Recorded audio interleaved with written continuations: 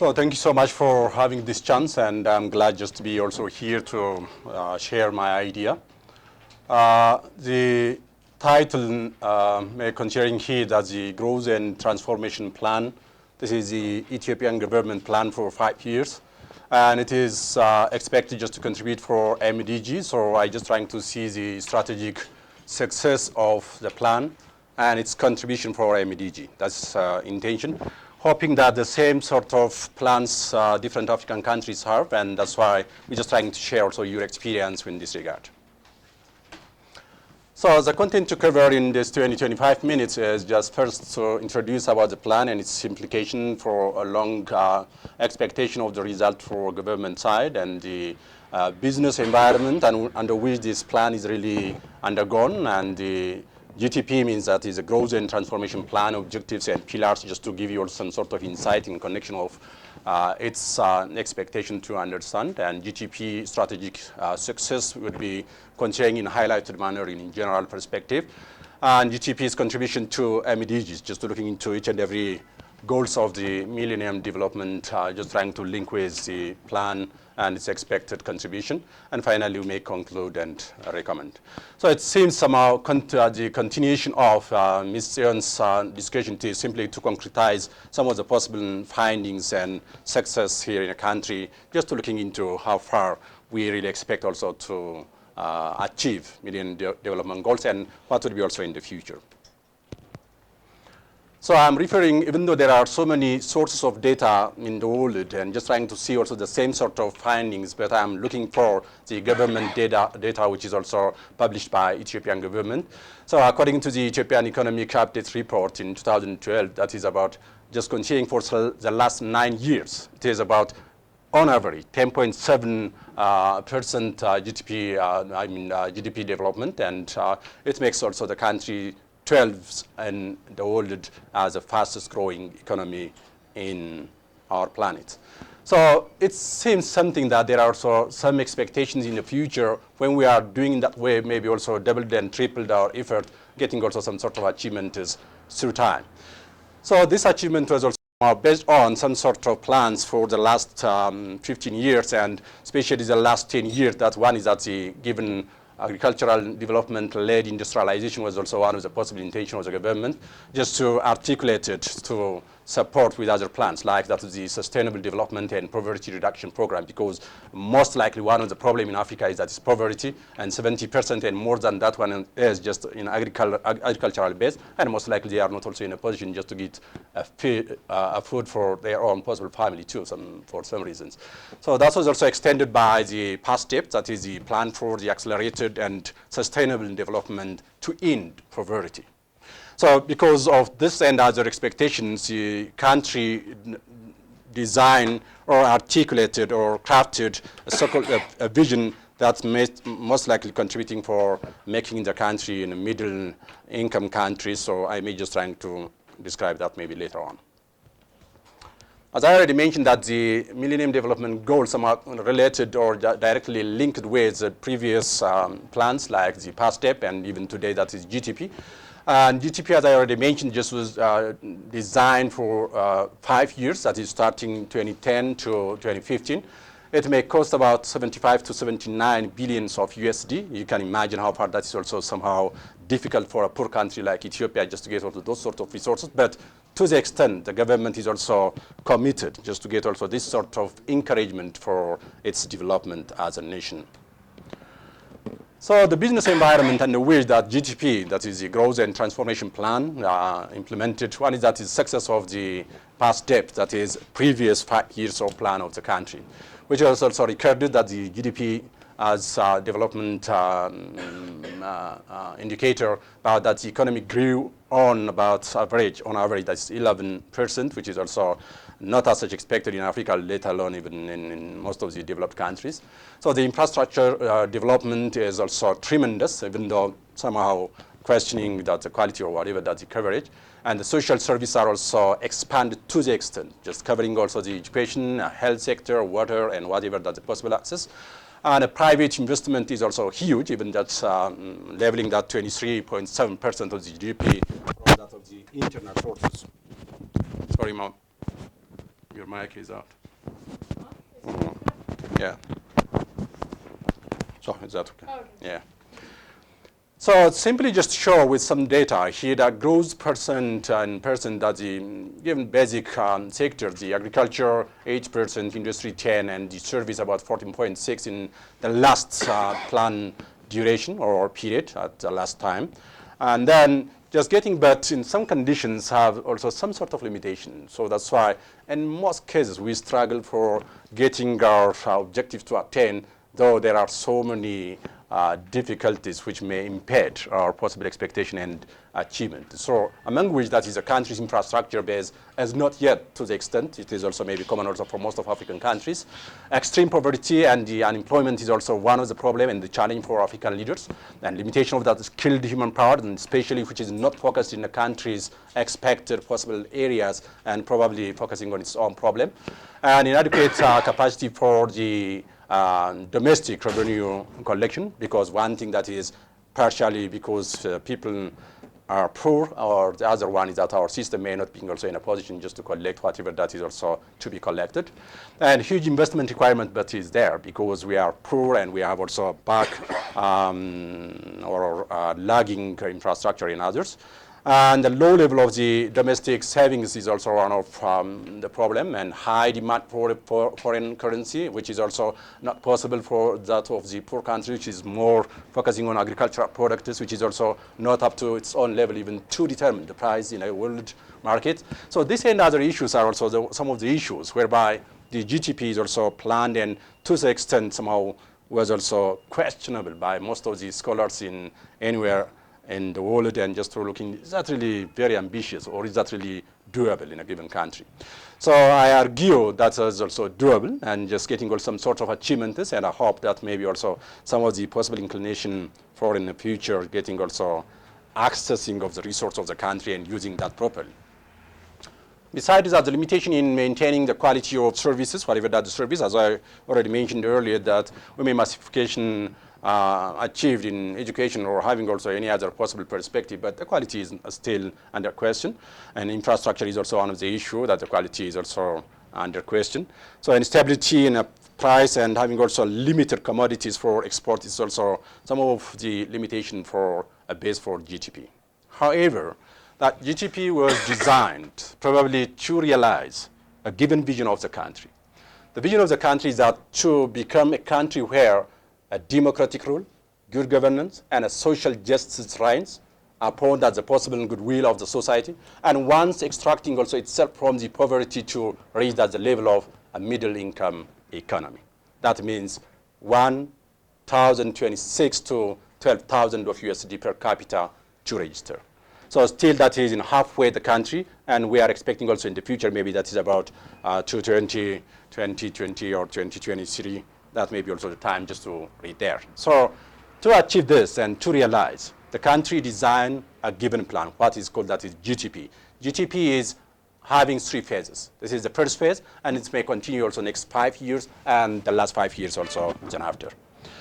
So according to that, GTP has also objectives. The objectives that is maintain at least average real GDP growth is that's about 11%, which was also recorded for the last 9 years, and maybe connected with also meeting the MDGs, and expand and ensure that the quality of education and health services, which is among that of the social services, and achieving also MDG goals, and establish that favorable conditions for sustainable state building. This is also one of the issues most likely that we blame that the African leaders, and we are expecting just to have also this sort of quality leadership among all that possible effort. That is also one of the intention of this GDP. And through that, the creation of stable democratic and developmental state.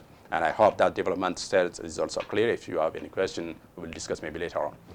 So ensure that growth sustainability, because it's also one of the issues that is on and off, and sometimes having also some sort of flying up and getting also down, and that's also one of the problem for Africans. And so as to avoid this sort of issues, that the plan may consider this as a macroeconomic framework, just to have also a good incitation for the future to follow. So accordingly, which is more or less overlapped with that of the MDGs, that the given pillars more focusing on some sort of development aspects or schemes, which probably having some sort of connection with MDGs. The first one is that is sustaining a faster and equitable economic growth. Equitable, why? Because that's more focusing on a poor. So a poor, most likely that's 70% and more in Africa, may need also this sort of attention just to have in our policies some places. Second is that is maintaining that the agriculture as a major source, because it is 85% of the population here in the country is engaged in agriculture. So that's why it is important just to focus on that and transformation process. And the third is that creating favorable conditions for the industry to play a key role, because in one way or another, we're just trying to look into transforming the agricultural issues as an input for the industrialization process. And the fourth is that enhancing the expansion and quality of the infrastructure development in all aspects. And the fifth one is that enhancing expansion and quality of the social development, including education, health, and other perspectives too. Building that the capacity and deepening good governance. That's why one of the issues that the leadership and other perspective, just to look into some sort of training schemes and having also possible design by the given ruling party and others, just to have also center for research and center for training for leaders. This is also one of the intention and the result of this sort of pillars. And lastly, that is promoting women and youth empowerment. So based on this, just to looking into some sort of issue that MDG basically link with these two plans of the country, PASDEP and GTP today. So accordingly, just to looking into, simply to remind you about the Millennium Development Goals, that the first one is that eradicate extreme poverty and hunger, achieve the universal primary education, promote gender equality and empower women, and reduce child mortality, improve the maternal health, combat the HIV, AIDS, and malaria and other diseases, ensure that environmental sustainability, and develop a good partnership for development, internally and internationally. So my focus is now just looking into simply to highlight the findings or the possible achievements of GTP, and then look into one by one with the MDG link. So generally, this data may telling you something that the strategic success of the plan of the country, which probably also have some similarity with your own plan in your country too. That real GDP, there are some sort of plans and there are some achievements. So 2010 to 2011, that is in Ethiopian calendar, that is referring to 2010 of the Gregorian calendar. That was planned, that's 11.4, and that's 8.5 is that's the achievement. So that was also one of the area whereby that the country, for the first time, having less than double digit, that is less than 10% of growth because of that agricultural failurity. You can see that 9% was expected, but having also only at about 70% or 68% of achievement, 4.9. So that may give also some lesson for a country, and just to look into some sort of focused and some sort of possible mechanism just to overcome that sort of limitation or impediments. The industry is also the same, more or less, that is having some achievement at 13.6% in 2011-12, and the average is also not bad, and the service is also more or less the same. So that's the sector's contribution for GDP was also a good achievement in 10-11. That was also the extension of that of the PASDEP contribution. That's 45% agriculture, service 44, and the industry 11. But even that the government looking into having less contribution in agriculture and others on service and industry in the future. That was also that's the intention of the plan.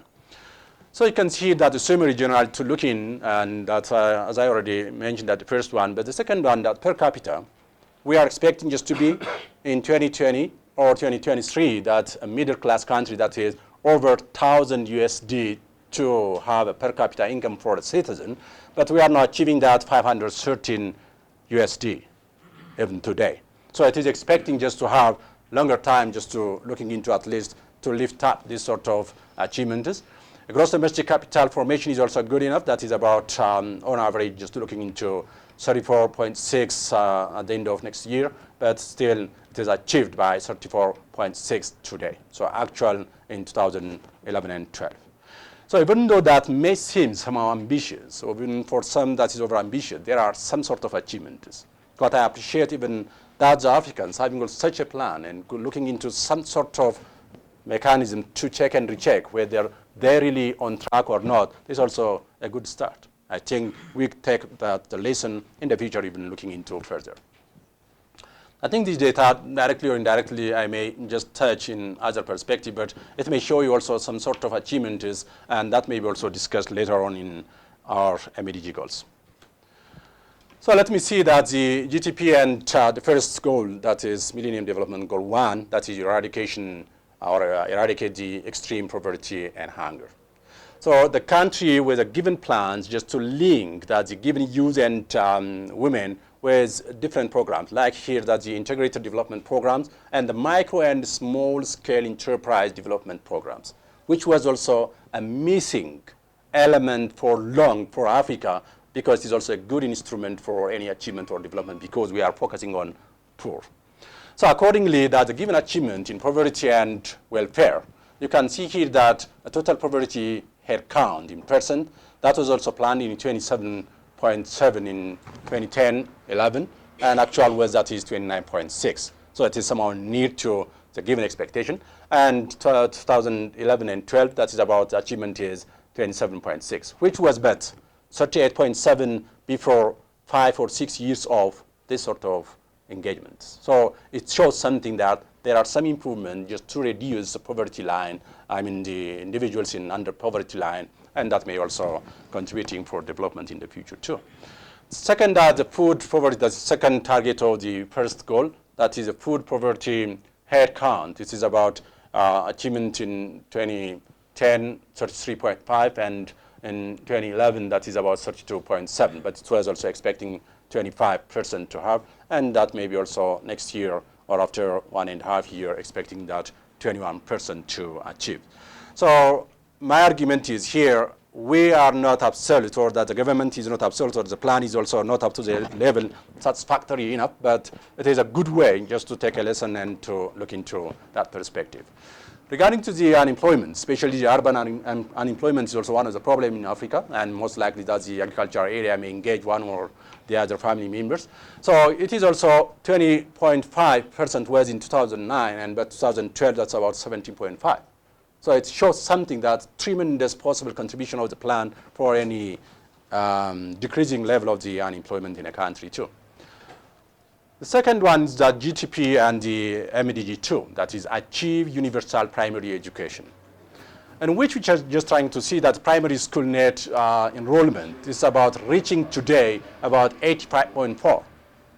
Even that the proportion or the ratio of that the boys and girls is almost becoming that 1-to-1, that is 0.93 to 1. It's also expecting after 1.5 years that's 1-to-1.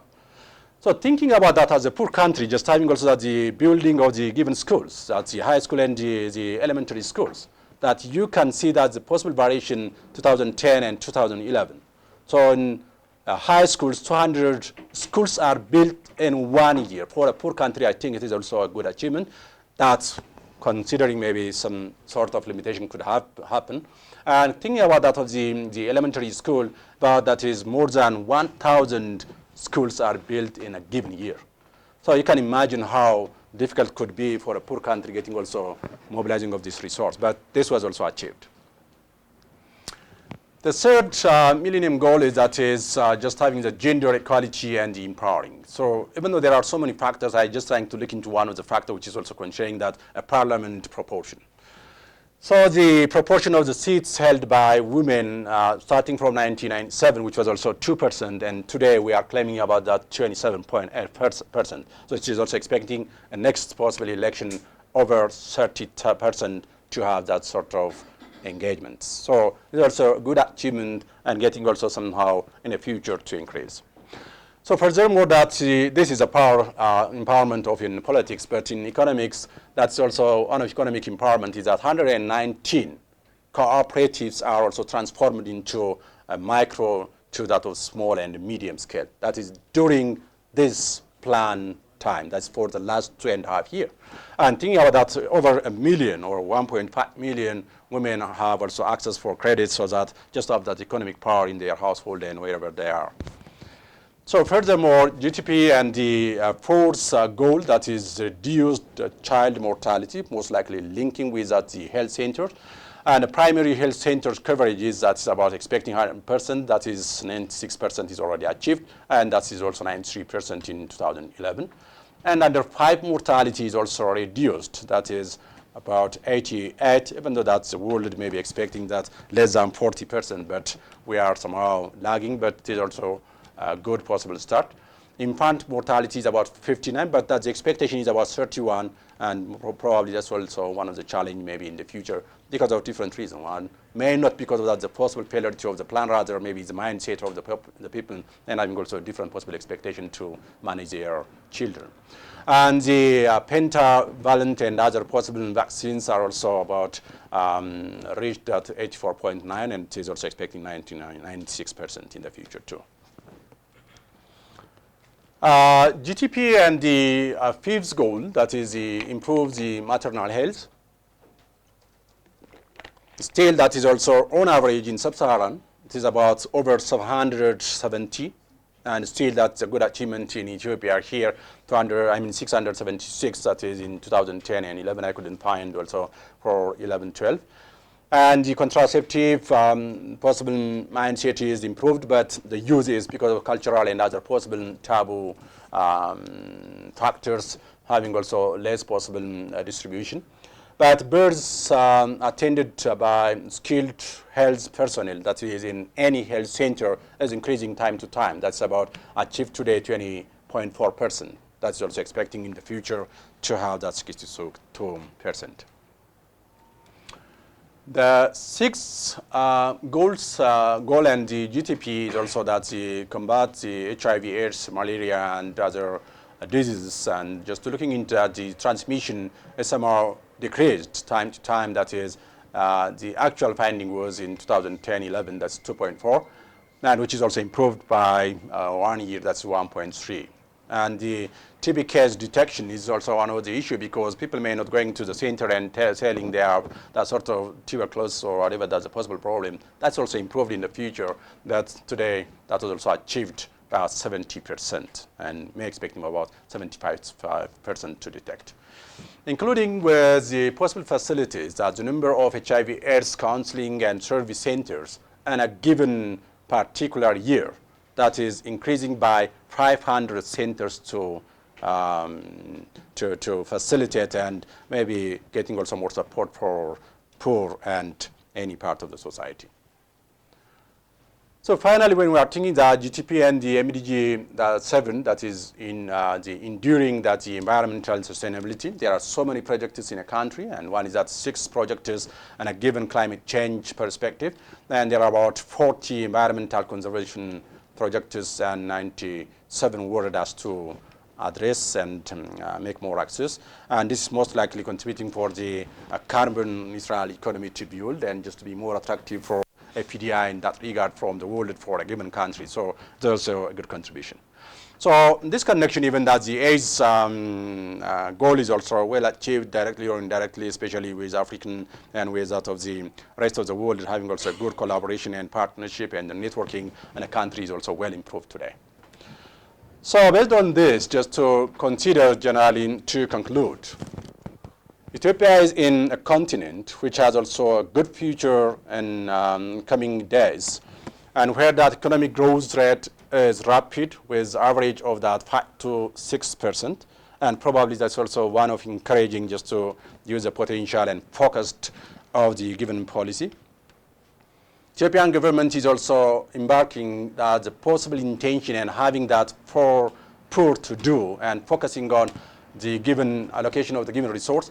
So accordingly, that for the last 2-3 years, 2/3 of the government revenue is focusing on that the investment on capital projects, not simply just to consume and for any possible expenditure.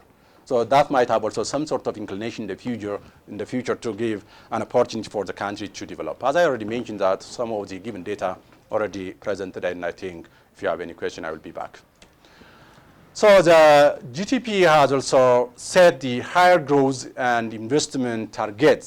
So far, that was not the case in the country. So that means it may push the envelope and getting also more support by the citizen, though there are also, again, some sort of limitation to mobilize that sort of resource. And GTP performance of the past 2 years, it is also in some conditions that is even over the given target, and mostly that is also fit to the given target. even though there are also some limitation in some sectors. Like in any circumstance, just to looking into that of the electricity, telecommunication, water perspective, and other sectors might fall back, but generally it may give also some encouragement. A higher commitment, but requiring just to build on the given state and having also the capacity of the leaders and even just to fight against corruption. That was also one of the problems here in the country and elsewhere too. That was also the international possible database showing that is 111 or 17 out of 170 countries. That is also one of the limitations in our area, even though the government announcing all the time that it's committed just to fight against. But practically, we have also that problem. So in general, that the strengths of the country or regarding to the given plan that Ethiopian government development policy are more or less clear and having also clear direction, though there are some sort of limitation in a given implementation process. A good performance of the past possible plans, which is good, and agricultural-led economic development because it's also one of the best for a country's advancement.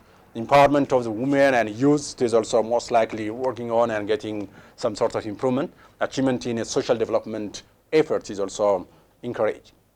A weakness part we can see that is a lower agricultural productivity, even though that the given number of producers are much, but productivity level is also less.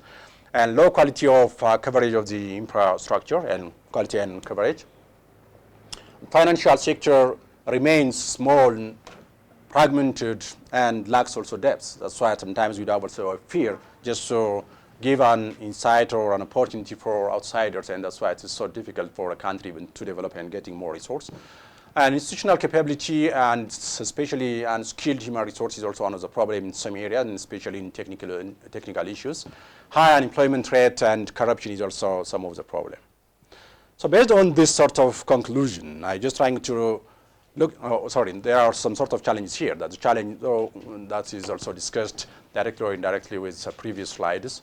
A large uncovered financing needs, as I already mentioned, it may requiring over 75 billion of USD for that sort of application of the plan. Inadequate supporting structural reform, and that was also not as such to the extent.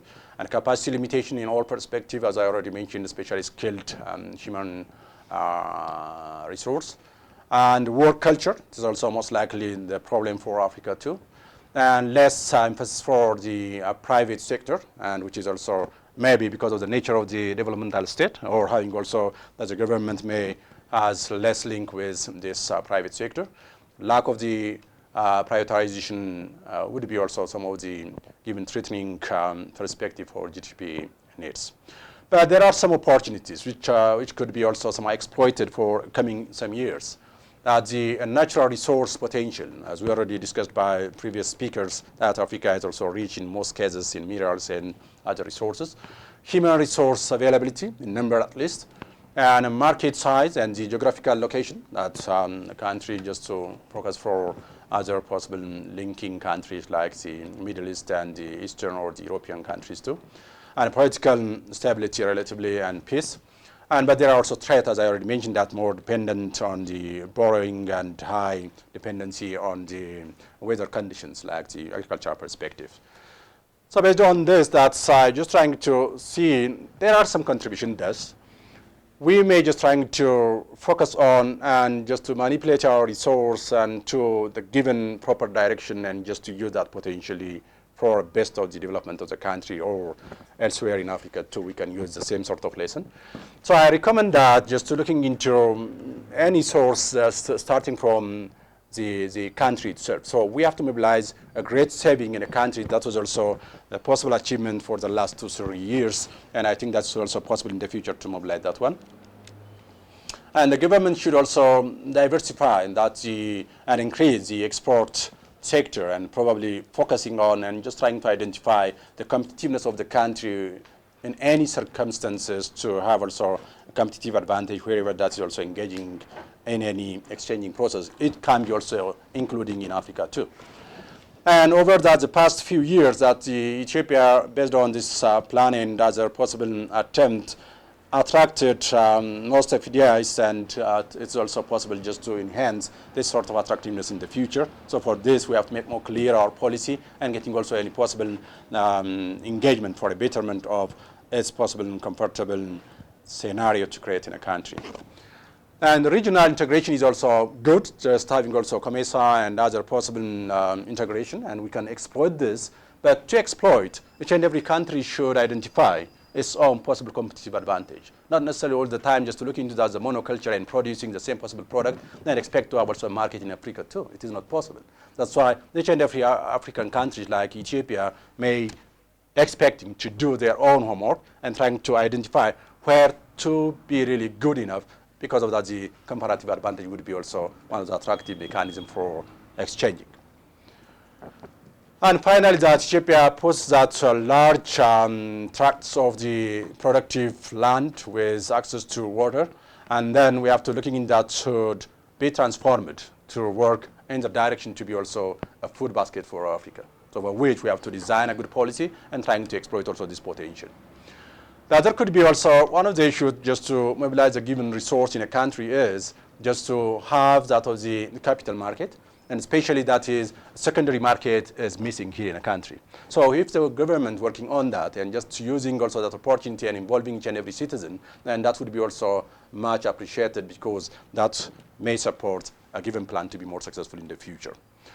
So in order to just to survive in a given business environment, especially that technology matters most.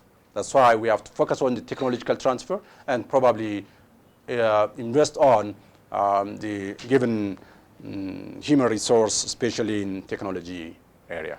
So with this, I adjourn my discussion, and I wish that a fair plan is for all, and especially to Africa too. Thank you so much.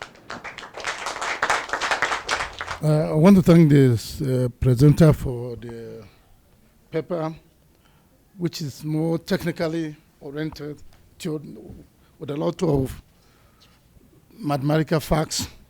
But when it came to the strengths and weaknesses, I noticed that he has told us that agriculture is leading economic development in the country.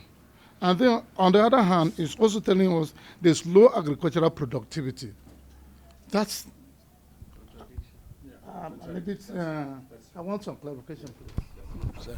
I just want to know the unemployment rate. Yeah. Timothy from Nigeria. Why do you attribute the whole success story to GDP when it has been implemented just for 2 years? Talk of the infrastructure for this development cannot be done in 2 years. Talk of the reforms cannot be done in 2 years. So I think you have not done serious justice to the previous transformation programs of Ethiopia. And I will appreciate that must be highlighted very clearly, that the previous programs that you have stated also contributed to the attainment of MDGs. And GDP has just come to top it up. That's my own observation about the presentation. Thank you. I'll pose 2 questions. My first question would be, if you go back 2-3 slides for me towards your recommendation. Okay. Next? Yes. The third point where we talk about the FDI, it's one of my major concerns, and you say it has been a relative success. Would you kindly expound on how it's been a success and what Ethiopia is doing to grow it? And my second question would be, if the government is taking up the initiative to grow the infrastructure in Ethiopia, what is the role of public-private partnerships? What is the effect of not involving the private sector in infrastructural development? Is there going to be a heavy burden on the government going forward on growing the real GDP or growing the nominal GDP? And we are aware of about the private banks that exist. There are about 10, if I'm not mistaken. What role are they playing to encourage entrepreneurship? As infrastructure grows, we are seeing the construction that's going on, but the entrepreneurship, I'm not seeing it grow. Where are we headed? So thank you so much for all questions. I think I do have already. Yeah. All questions, and I'm just trying to address that one by one. The first one, it seems that's true, contradictory, because it's also, I think that's also one of the problems in Africa too. When we count that is over 85 million of people and getting also some sort of involvement in any activities, engagement, so there are some sort of story here in a country too, just to work with the Chinese investors. So when you are looking into that the possible labor cost in a country is maybe cheaper comparing to any part of the country elsewhere, like in Chinese, in India, or whatever. So because of the level of the productivity, but less, and the Chinese starting just to bring their own people from China and engage here in the country because of that level of productivity is less. The same is true in agriculture sector, in other sectors too. So in number, that's 85% of population engaged in agriculture. But the level of productivity, because of different reasons. One of the reasons is that is not educated. Second, that not technologically advanced in any possible operation in a given agricultural area. Another perspective has its own limitation, which impaired the expected result to have in that agricultural coverage. So whatever the case, but this is also the basic resource the country just to rely upon for any development.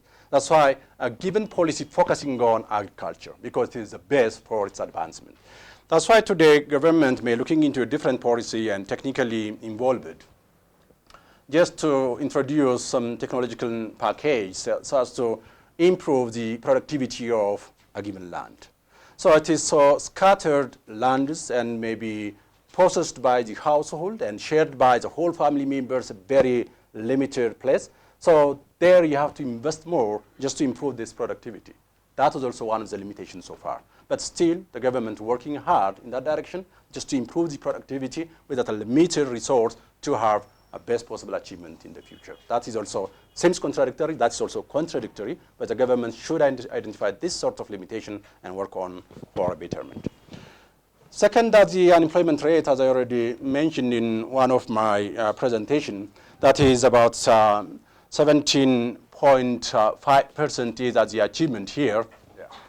So here is about 2009, that is the urban unemployment, the urban one. And most likely because it's also one of the problem, because in rural area, that the family members as a household member might have some sort of engagement, even though that is not sufficient enough a given land to engage each and every one.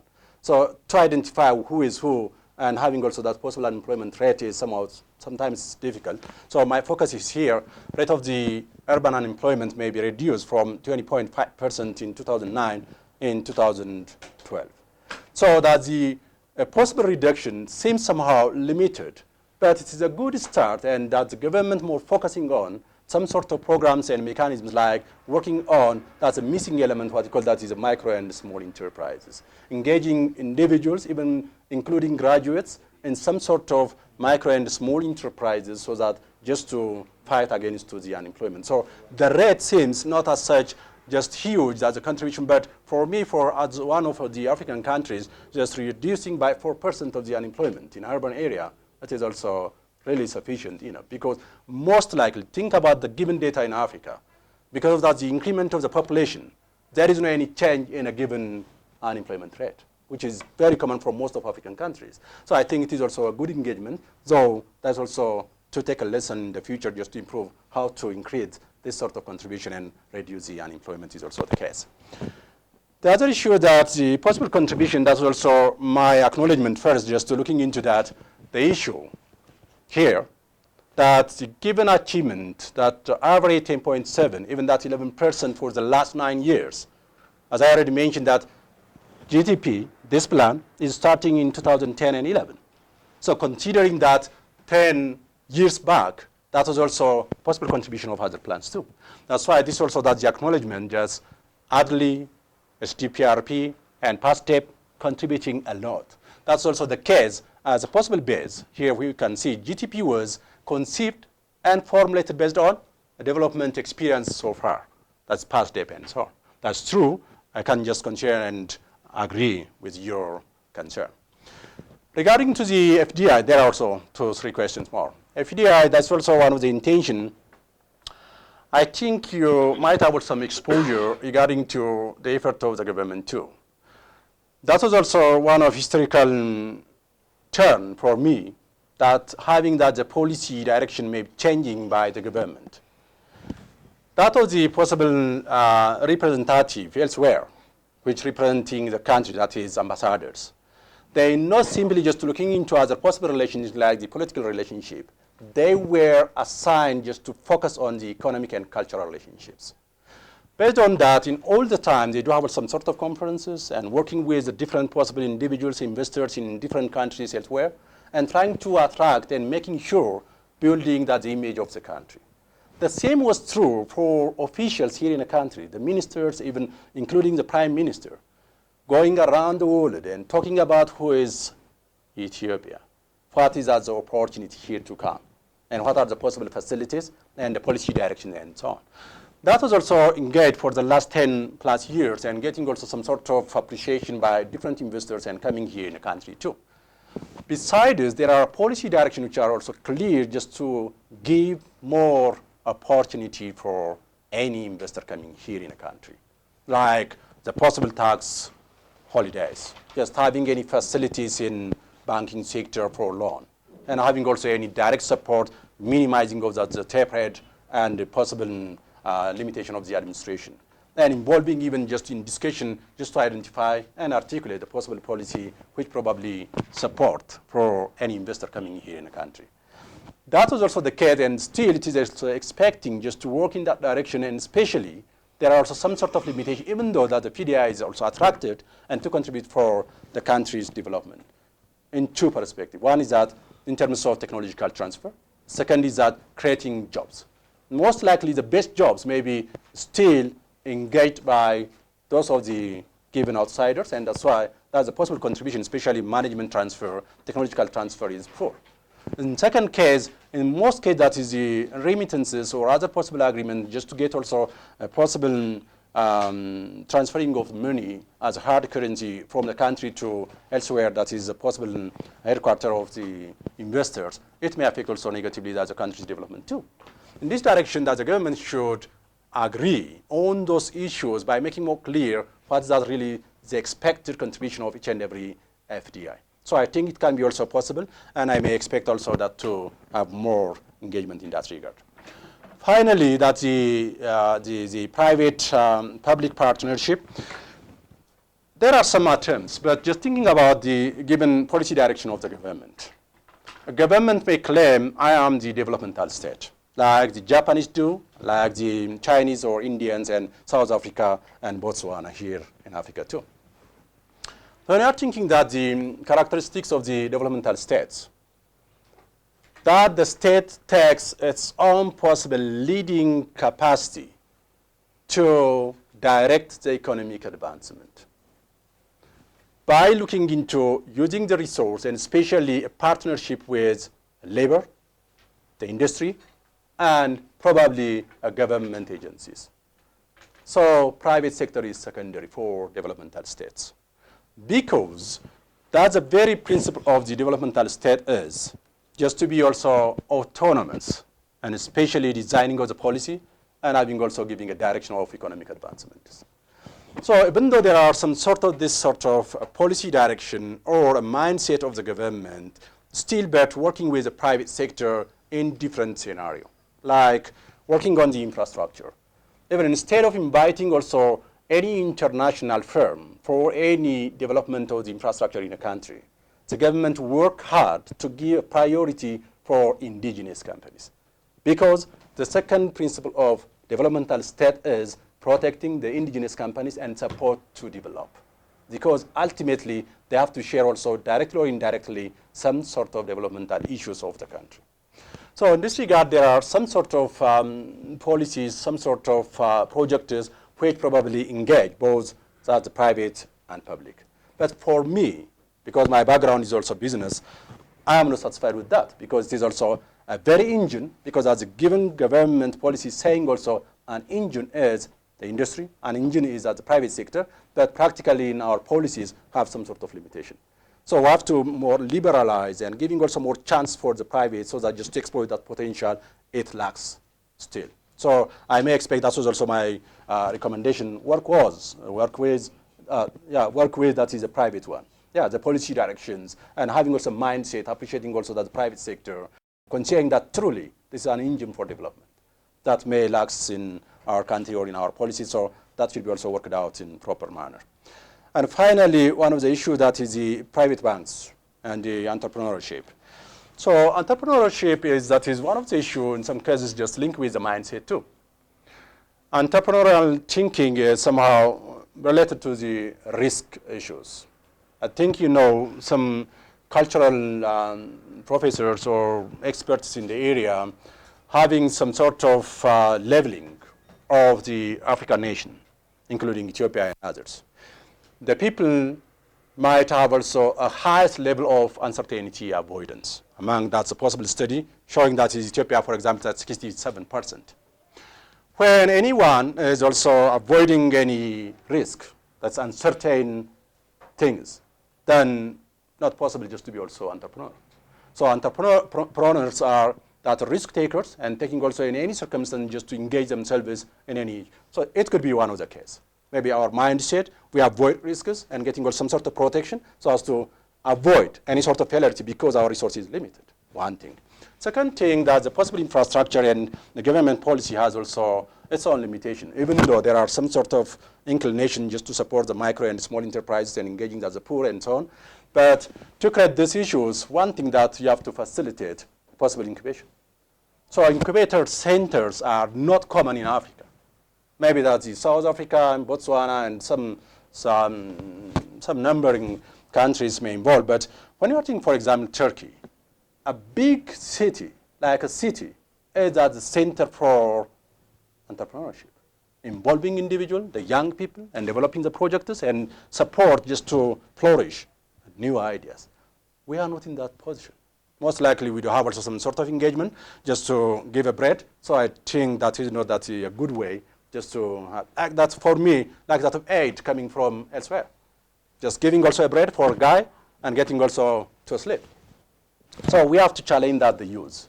We have to work and invest on girls and women and trying to involve them just to exploit their potential, and especially by supporting and an facilitation of creativity. That may lack also in our country, I think common also in Africa too. So these are some of the issues. Thank you. I thank you very much. Raphael is my name. I have very strong concern about the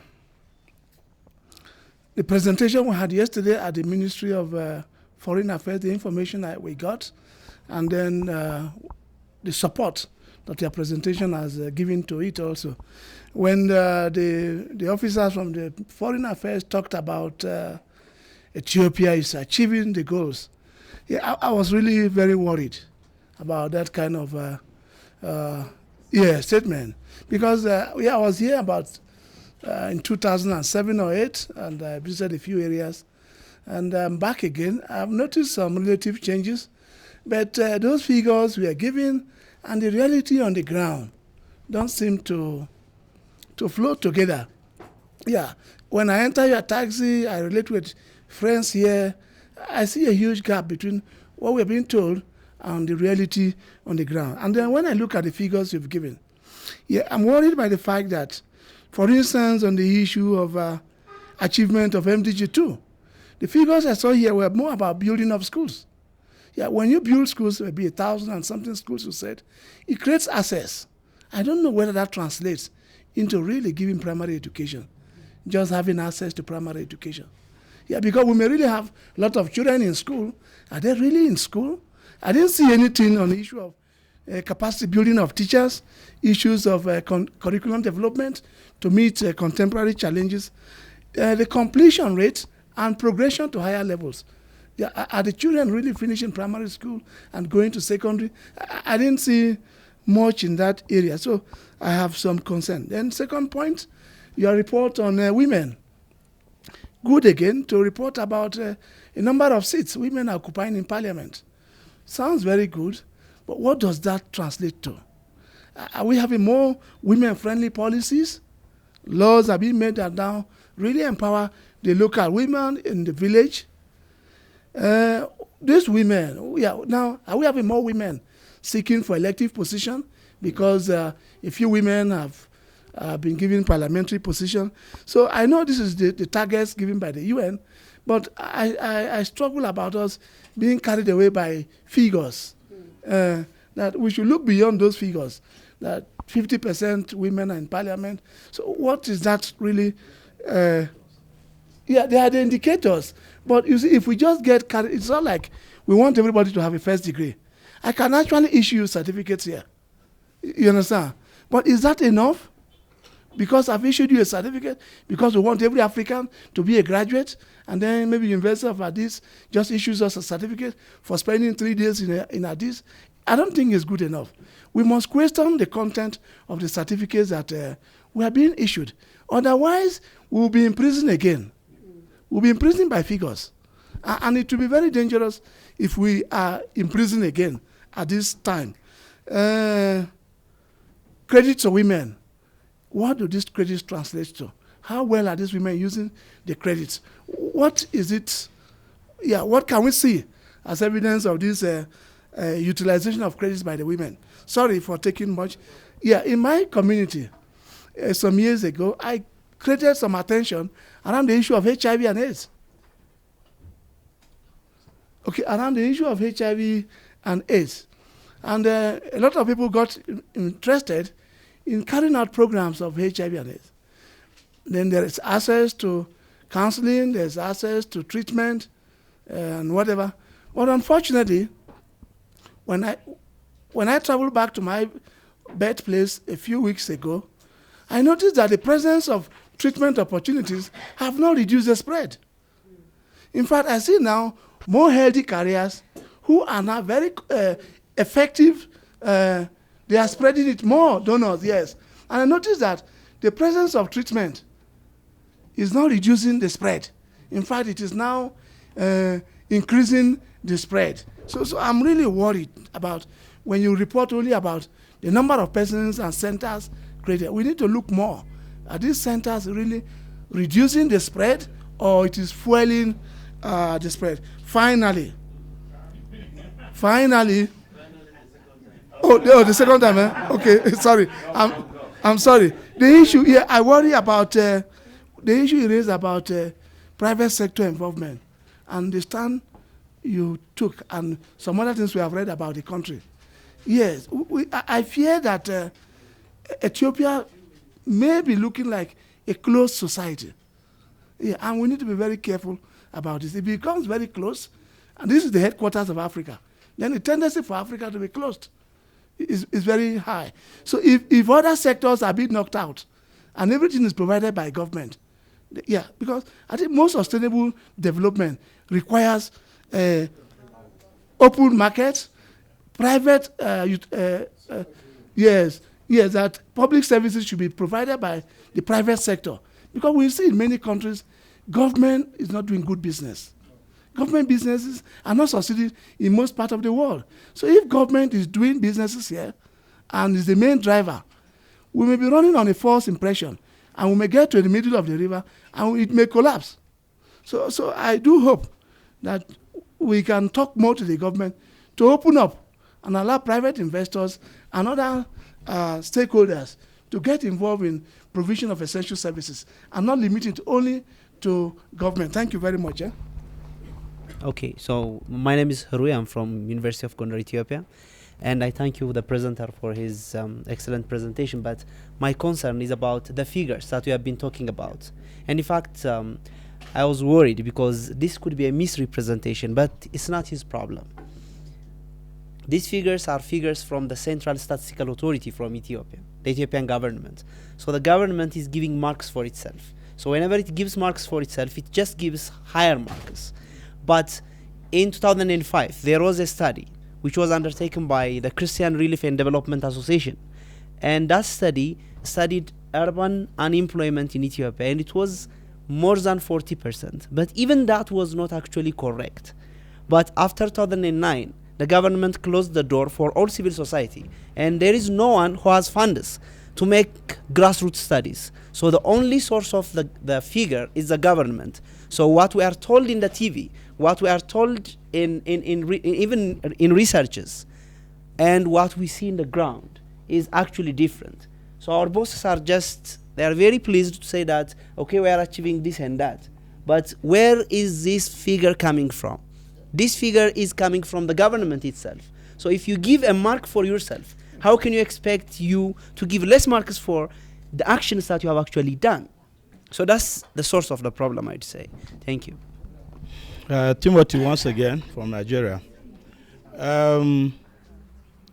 I think the issue of figures have been released, and I'm sure, as I know ICD, this will be on the internet, and it will be subject to criticism, and it's a good opportunity particularly for those of you who are in Ethiopia, to challenge these figures. But having been an advisor to a governor and having worked with governmental agencies, I don't dispute their figures until you have facts and you have what we call evidence-based criticism. So I take these figures back home to Nigeria as the situation as it is in Ethiopia until one comes to prove otherwise. It should be evidence-based. That is one. Two, the issue of MDGs, particularly on issue of assessment, is clear. The indicators are very clear, and the indicators are the basis for measurement of success or otherwise. If the MDG indicator says 30% of members or women should be in the national parliament, and that is the indicator, that is the basis for which you can record success. And you have 28.7 of members or women in parliament, and you still want to question whether the women are competent or whether they are contributing to debates or whether they are contributing to the success of the parliament, becomes an ambiguous setup. The issue is that the MDG goal says 30% of women in parliament is a good indicator that you have empowered the women and you have promoted gender equality. And if that is done, I think it should not be further debated. It should be accepted that way. Then, two, same for the other goals. If the MDG says half, you should have poverty by 2015, and you have been able to have poverty by 2015, and the half poverty issue is $1 per day, and one has $1 per day. Whether he's used his dollar for smoking cigarettes or he's used his dollar for taking alcohol is not the issue. The issue is the statistics have shown that one has half poverty by having the population, how the population living above $1 per day. I want to say this because if this is not noted, then we'll be sort of just criticizing some of these presentations by way of, and I still say it, by way of creating misinformation, because the guidelines and the basis for measurement are very clear. And if indicators have shown that one has achieved those goals, that's just the issue. As the issue of quality and output is also a different issue. When you undertake a kind of evaluation, then you will be able to also come with other issues to maybe query, maybe something like access to health facilities. Somebody has constructed maybe 100 primary health care centers, and you are questioning, are they workers in the primary health care centers? Are the workers effective? You know, you are creating an ambiguous situation, because the MDG says proximity between one PSC and the other should be 2 kilometers. And if you have been able to achieve that within your country, to see that from one primary health care center to the other, your indigenous move not beyond 2 kilometers, you have achieved the goal. you have clearly achieved the goal. So the issue of whether the quality of staff in the primary health care center, whether drugs are there, whether whatever, becomes also a different case. And so for the other goals. So I see us query some of these figures for just no basis. Thank you so much. We're not discussing to narrow our discussions. Maybe probably when we conceive these goals, we felt maybe let's get right on the goals and forget about how we can find out whether there is Panadol in the hospital or something. So I think if we are discussing and opening up that, let's try to go beyond the statistics. It's not about criticizing or faulting this data because we may say, you may challenge us that we don't have evidence. Of course, we might also say we didn't also know how you got your evidence. So I think let's open discussion.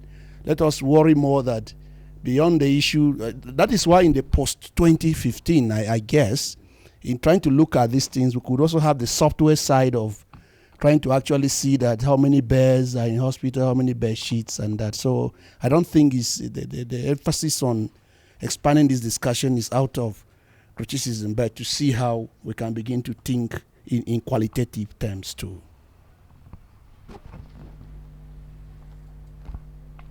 I will agree with what he has raised, that the statistics are supposed to trigger some debate around the achievement of the MDGs. I'll give a good example. When Kenya introduced the universal free primary education in 2003, of course, the government invested in expanding space. But then what it forgot to do is to bring in the teachers. So what happened in rural areas where poor children are attending school, they went to classes without teachers. You can't say you've achieved. Yeah, of course, you brought the children to school, but there's no education, there's no learning. So when you measure it using that parameter, that space has been created, it doesn't translate to changing the children. And it's worse because then it's children from the poor background. So it's totally still down there.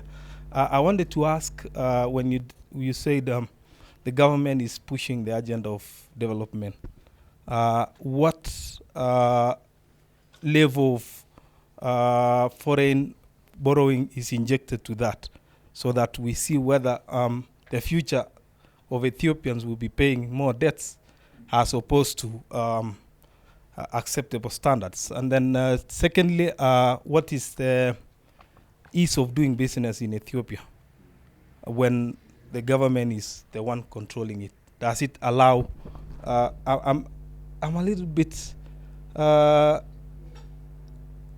don't understand how you say the FDIs are coming in, yet we don't see the ease of doing business opening up so much. And lastly, of course, the strategic position of Addis Ababa and Ethiopia being the headquarters of AU is so crucial in widening the space. Ethiopia should be taking lead in ensuring that other voices are given opportunity, because then we are taking Ethiopia now being the seat of the AU as the reference point of what should be going on, both infrastructural and also in democratic governance and opening space for other voices. Thank you. To us. Thank you also for your comment and acknowledging that it's the policy at the policy level that where this problem has arisen with public partnership and development. I'd first like to acknowledge the housing development that has taken place, unlike South Africa and Kenya, where national housing has taken effect.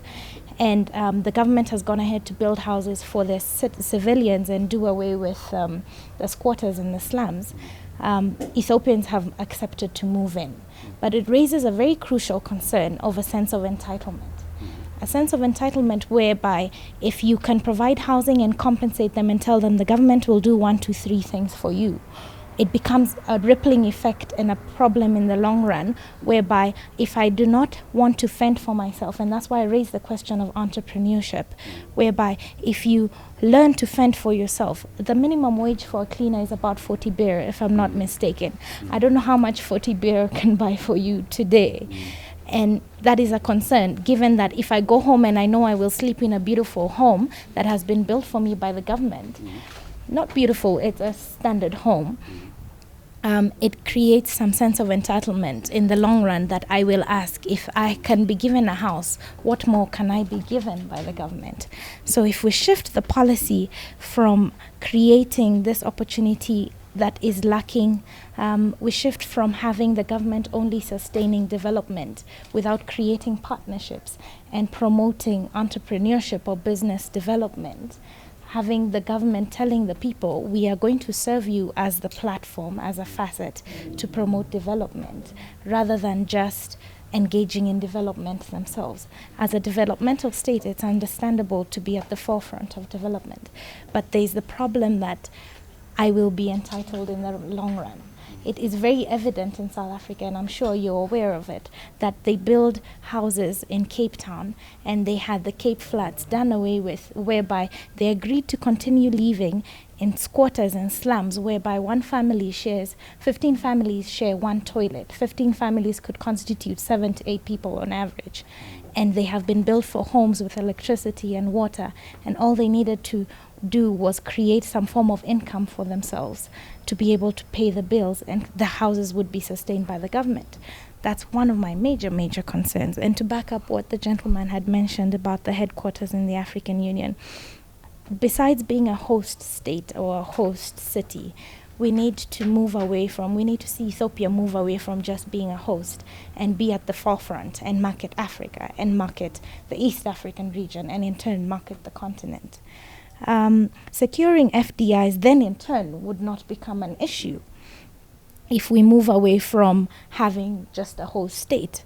And then the local wage was again my issue. And if this person who earns 40 birr a day for cleaning can then realize I can actually make 200 birr and my profit is 100 birr a day, then tell me why we would not have a developed Ethiopia, why we would not have a sustained Ethiopia.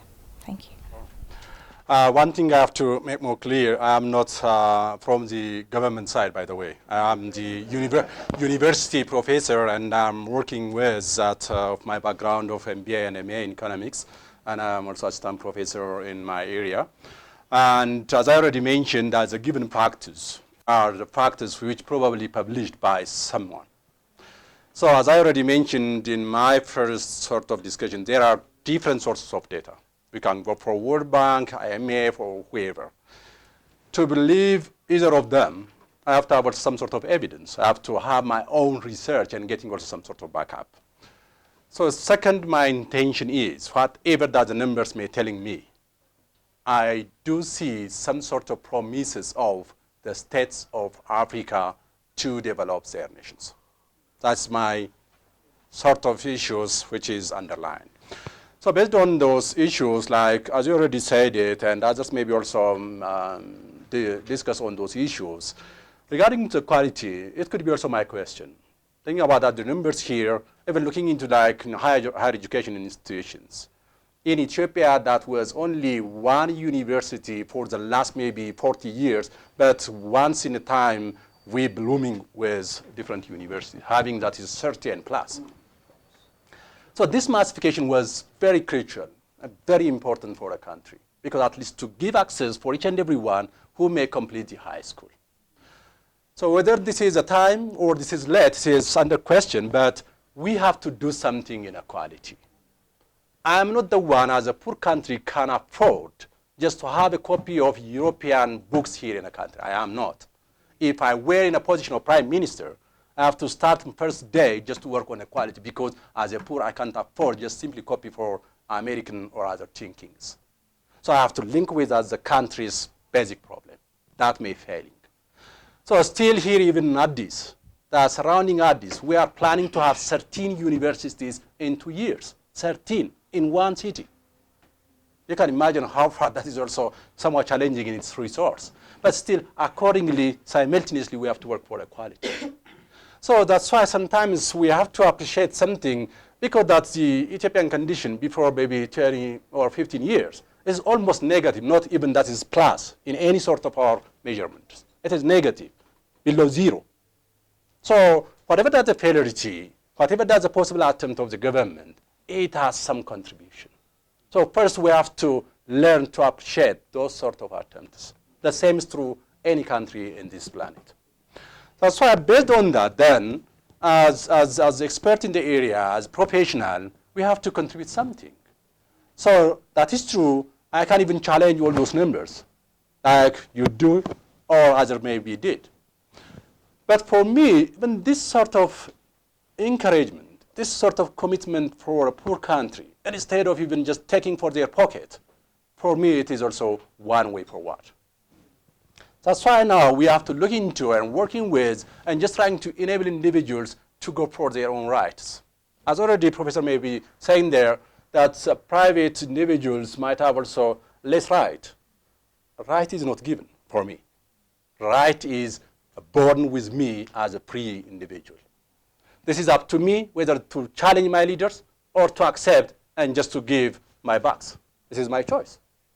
If I'm just considering as a citizen in this country, I belong to this nation, like a prime minister of anyone. That's why this is also my right to challenge, to use my money as public money for my own possible expected results. But most likely, Africans may be being ignored, even including me, that's the professionals and so on. We are so opportunist and looking into some sort of our own possible pocket, and that's why we give up everything. So this is our choice. That's why in this regard, when we're thinking that I agree with some of your comments and with your own concern, besides, beyond these numbers, we have to challenge. But looking into as a parliament, that's one of the indicators. There's also that any member in a parliament, just to representing its own people, has also a right to protect itself and defend its own position. It is not given by the prime minister or somebody just to tell him you are wrong. This is our choice. So this may come through education, through exposure, through exchanging of this sort of debate. So as you already said, that some of the possible numbers could be also challenged, could be also somehow even wrong for some reason, as already discussed. Most likely that we, as a human being, ego-centralized, having also the highest pie from a given proportion, which is also common expecting from this sort of government and others. So whatever the case, this may indicate something. There are some attempts. So we have to capitalize on that and getting also some sort of clear direction and trying to have some input in it and improve in the future. So commenting on it is important. I think that I may provoke just this sort of thinking in other parts of Africa too. With these general issues coming into some of those components, just to consider that of the parts of the questions. By the way, that 75 to 79 billions of USD was expecting just to invest on this plan. So among which the maximum is expecting only 27% is to being borrowed from external sources. The rest expecting just to mobilize internal resources. So that was also the intention. That's why one of my possible comment in my conclusion that we are lagging behind because it is not possible just to mobilize that much resource from a given country. Besides just looking at the foreign direct investment, we do have also a different mechanism through time and getting also more involvement, even just linking with that of the externals with the internal local sources too, like that micro and small enterprises or the medium and others. But I can assure you that in all circumstances, Africa and similar other countries having also a limitation in their negotiation because they do have a limitation in resource. The one who had that sort of access, think about the dependence theory or as any other theories by saying us, the one who has the resource can dictate what to do. What our foreign fund sources can do the same. It can be that IMF, it can be World Bank, it can be any possible organization have their own power to negotiate what they want. The same is true for Ethiopian government too. That's why in some conditions, even though that the foreign direct investment is one of the possibilities just to support the development of the country, but that the foreign direct investors have the upper hand just to get what they want from the given country. That's why one of the intentions that attracting foreign direct investment is either just to contribute for the infrastructure development, or having transfer of the technology, or transfer of knowledge, or having that management issues just to improve in the future. In all these factors, when we are thinking that, who are the managers really in foreign companies? It's 85% plus are that foreigners who are coming from the same possible origin of that headquarters. So where is then that the possibility just to getting also a learning process for the local? The second one, thinking about that the possible technological advancement is, you can see, and I can maybe also mention or some sort of resources, and mostly they replant the obsolete possible machines to Africa. This is also a possible finding which can be also somewhere just to find. So that's why that the negotiable issues are somehow up to one level that the pie is somehow having imbalance to the African nations. That's why whatever that the intention of the country, the nation possible policy, and instead of just looking at that the possible massification of the education, that is more or less similar. First, we have to attract the foreign direct investors. Then we develop that our negotiation capacity, showing that the way what we're looking for and getting also some sort of circumstances from their own contribution. So this may develop through time. So that's why one of the problems, even though that Ethiopia may attract some more foreign direct investment time to time, but still there are limitations what we want to have through that transfer. So that's also the issue. The last issue that is housing issues. Housing, that is one of the possibility, just looking into that Millennium Development Goal 7, and that of the third target was just working on the slum dwellers and just improving that the given issues. That's also one of the intentions, especially the Ethiopian government, looking into the Addis and in other big cities in the country, just to rehabilitate a given town or city, and for which they may build up that the given condominium, that is the common houses. That's true that the entitlement is also under question, because the government invests in it and just trying to work for poor and trying to have also some sort of return so that next generation has also the same chance. So in this, that is also true, and it is legal just to have the entitlement just delayed till each and every householder to pay the full possible cost. So accordingly, this is also one of the given limitation, even beside this one, that which could be also commented on the policy direction of the government. Even though that you might pay 100% of your own houses, you can't transfer for some time. That's also the case for the last 5 years in a country. This is also maybe not the right of the government, because that is in Africa and having also whatever that we think as a leader can apply. Because as I already mentioned, the people gave up their right and simply follow what the government said. But for me, this is one of the limitations. But in other way, that's a possible intention of the government, just looking into improving that the households and having also achieving of the Millennium Development Goal, just improving the slum dwellers. That's also really encouraging in a country. But still, just to looking into a possibility, transferring of the title, having that entitlement for the householders, may need also other possible support from the government side, in which we have to improve the income level of each and every householder, which was also one of the possible attempts working on the multifaceted approach with different programs, like that of the micro and small enterprises. And even though that is not as such beyond the level and mobilizing the saving and getting also more achievement in that regard. It has its limitation, but there are some sort of attempts. So finally, just looking at the Addis as a headquarters for Africa, that is true. And that is also historically contributing for the African development too, in one way or another, in politics, in any sort of issues. But in market access and helping just to build that African image for the world, I think either we are somehow poor in strategy, or we are not to the extent committed all the time to build up our image time to time. So still what I appreciated, as I already mentioned first, that the government, the representative all, the ministers, the prime minister, and each and every one working on at country level. I hope other countries in Africa are doing also the same. When that's the case, I think it takes some time, but we build our image as Africa and can make that market to be more attractive for the rest of the world. Because We do have that the potential to do. And we are now starting with that MDGs and other possible perspective in our plan to show our potential. We have to capitalize on it and work hard in that direction and making sure Africa will be the center for the planet. That's all my comments. Thank you.